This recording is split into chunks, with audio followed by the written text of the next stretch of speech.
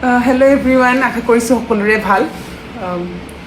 মই আজি Asian games আৰু কমনৱেলথ গেমছৰ বাবে চিলেকশ্যন পালোঁ। আমাৰ চিলেকশ্যন ট্ৰায়েল আছিলে, বহুতখিনি কণ্ট্ৰভাৰ্চি চলি আছিলে, চিলেকশ্যন হোৱা নোহোৱা ফেডাৰেশ্যনৰ আৰু ছাইৰ মাজত, কিন্তু ফাইনেলি হ'ল। আৰু মই যিহেতু চিলেকশ্যন পাবৰ কাৰণে সক্ষম হ'লোঁ, বহুতেই বেছি ভাল লাগিছে। কাৰণ আমাৰ বক্সিঙত বুলিয়ে নহয়, প্ৰতিটো স্পৰ্টছতে গেমছকেইটাক বেছি মহত্ব দিয়া হয়। কমনৱেলথ গেমছ হওক, এছিয়ান গেমছ হওক, অলিম্পিক গেমছ হওক, আৰু ইয়াত কোৱালিফাই হোৱাটো বহুত এটা ডাঙৰ কথা।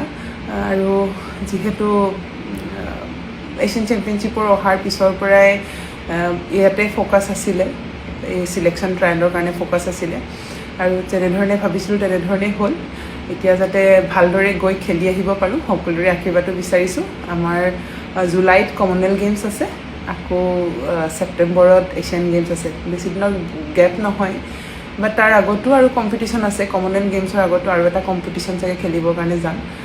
চ' বহুতে বেছি এক্সাইটেডো হৈ আছোঁ, আৰু সকলোকে ভাবিলোঁ খবৰটো দিওঁ যে মই কোৱালিফাই হ'লোঁ আমাৰ এছিয়ান গেমছ আৰু কমনৱেলথ গেমছৰ কাৰণে। Thank U.